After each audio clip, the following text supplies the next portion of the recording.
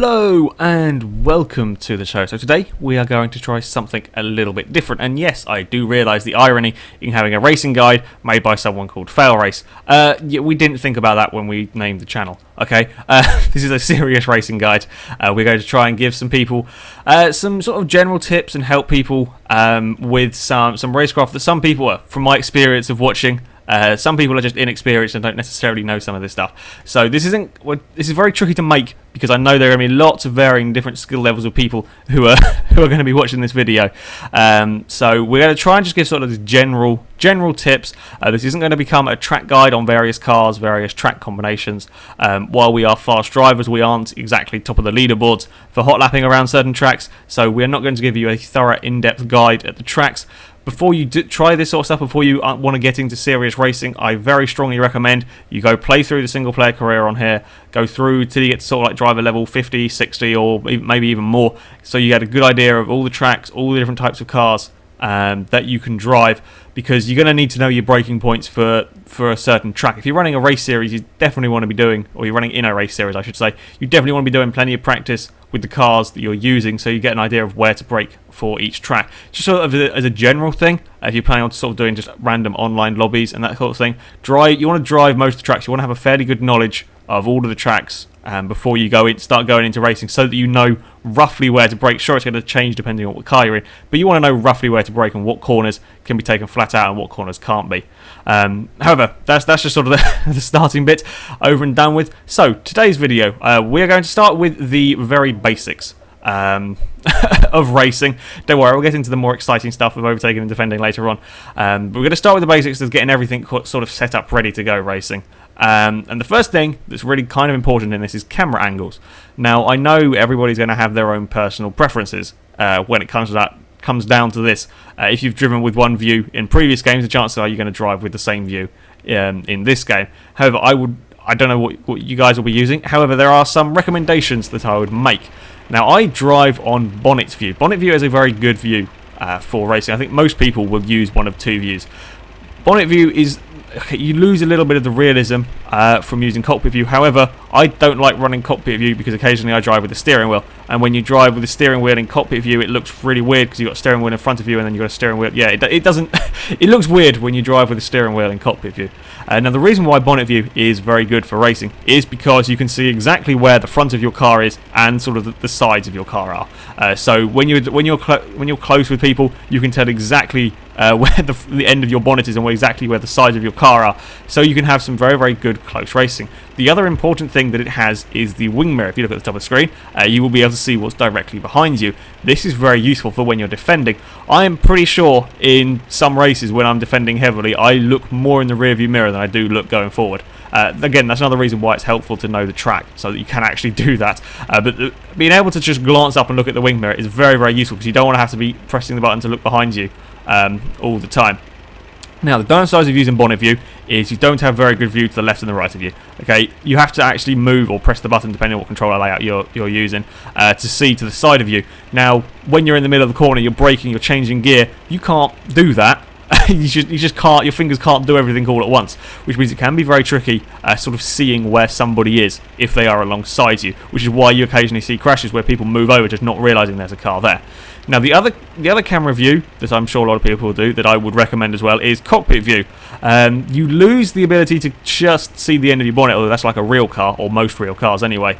You don't quite see the end of your bonnet. However, you still have very good visibility out the front, so you can have some close racing. You've got your proper wing mirror, so you can see behind you.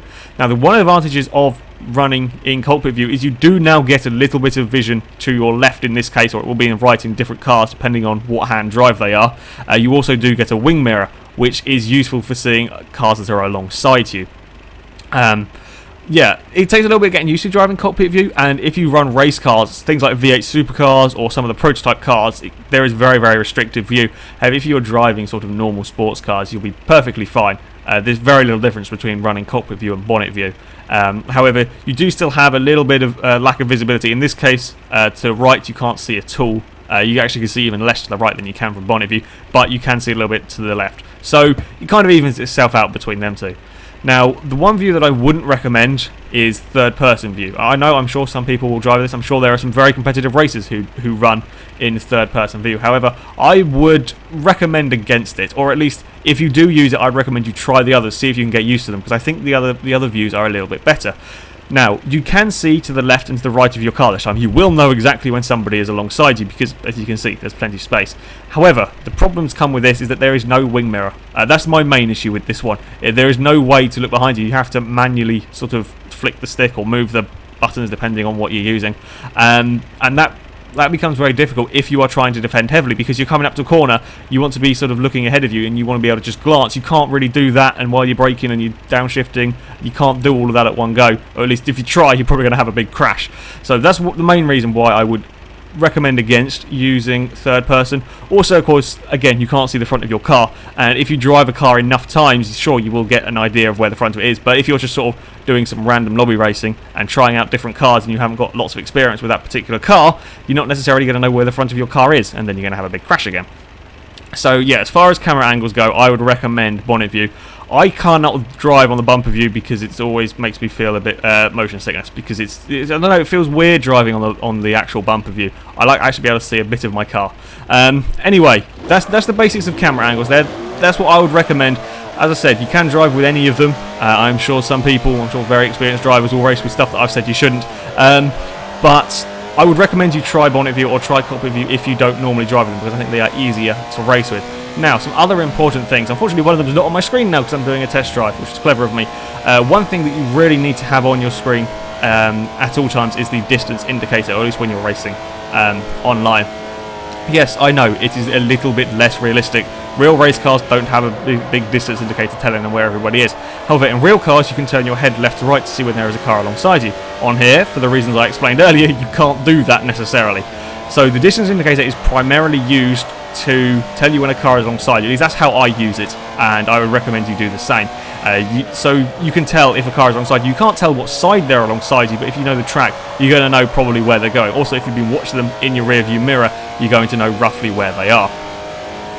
Now, it's kind of useful for other things as well. You can kind of see, or you can see if you're catching somebody in front.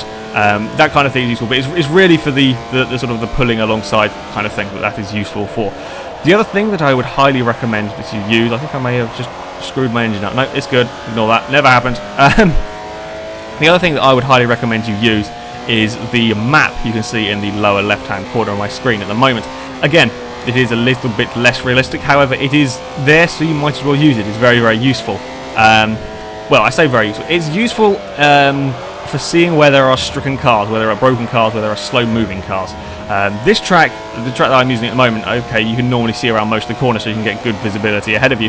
However, there are tracks where the corners are completely blind and you won't necessarily know where a car is going to be.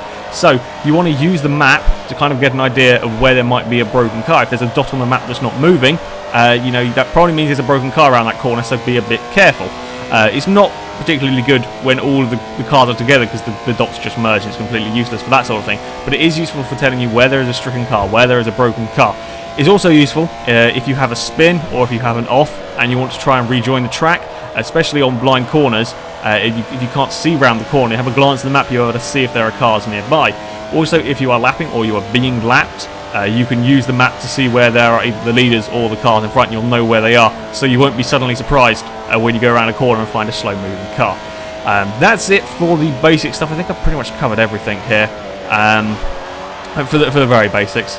So yeah, I recommend you give it a go with all that sort of stuff. Give it a try and see if that improves some of your driving. Now we're going to move on to the next, the most basic of the racing techniques, and that is being able to follow somebody closely. So, I suspect a lot of you are probably wondering why on earth am I going on about following somebody. It sounds rather easy. Well, the amount of times I have seen, I have been in, or the occasional time that I've caused crashes by just not following some kind of rules, ideas when you're following somebody, it is huge. So I'm going to do this section now. The first issue when you are following somebody very closely is visibility. Currently we're doing this, Daniel is driving the Elise that is following my NSX, and we are just kind of doing this for demonstrative purposes or whatever, and he is going to be following my car. We're not trying to do any overtaking or anything. But as you can see, if you are right underneath the rear wing of the car in front, you cannot see the track very well. So you're going to end up having to follow their line through everywhere because you really can't see very much more. And if you do that, should they have an incident, should there something happen to them, you are both going to have a big crash. Because you're going to drive straight into the back of them because there's absolutely nothing you can do. Now, the ways to avoid this are to sort of duck out of the slipstream every so often. So as you are coming down here, you want to be hanging to the left like that rather than being right underneath the rear wing. It is also useful, as you saw there, if I was to brake slightly earlier than the following car was expecting, if you are to either side, you can get out of the way. That is one of the biggest, most common crashes I have seen in online racing, is the car behind doesn't expect the guy in front to brake as early as he does and just go straight into the back of him. Okay, that happens all the time. I've seen it so many times. It's the most irritating sort of thing if you're the guy that gets run into, because you're just doing your own race and the car behind goes steaming into the back of you. It's the guys behind's fault, but yeah, it's a bit of a funny one. Now, to do this, you do need to kind of know the tracks that you're driving on. You need to know where your braking points are. If you are going to follow the line of the car in front, if you're coming out to a sector where you can't overtake, or some corners where you can't overtake, if you want to follow the exact line of the car in front, you have to adjust your drive style. You have to brake earlier than you would normally.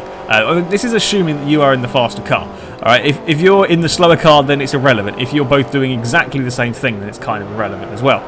Another big issue with following somebody closely, as you saw there, is if the guy in front makes a mistake, runs a little bit wide, runs into some sticky stuff like there are on some corners, and pretty much stops. If you are right behind them and they stop half off the track, half on the track, there is no chance you are going to be able to react. So you want to make sure that you don't kind of want to be in the slipstream more than you absolutely have to. At least that would be my sort of advice. You don't want to follow the car in front exactly all the time. Sure, when you're going to have to get close to overtake. Yeah, it's going to have to happen. But you don't want to just be sat following their line exactly all the time, because you want to get better visibility. And if they make a mistake, you want to be able to make the most of it and not have to kind of just follow them because you can't see very much. So yeah, it's get a little bit of practice.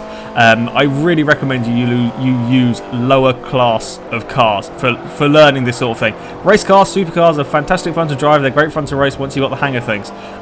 But you don't want to be kind of learning to drive in them or learning to race in them. As you can see, if you kind of sit underneath the wing of a car, it is very tricky to see, and you will probably make a sort of mistake. Now, we've got some examples here, and this is in the middle of a practice session for a golf championship that I'm in, and this is kind of just sort of demonstrating some things.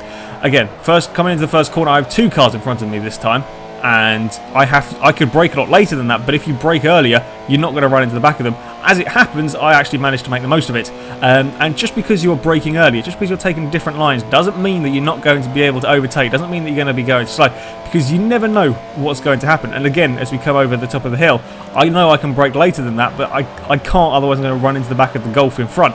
Leave plenty of space.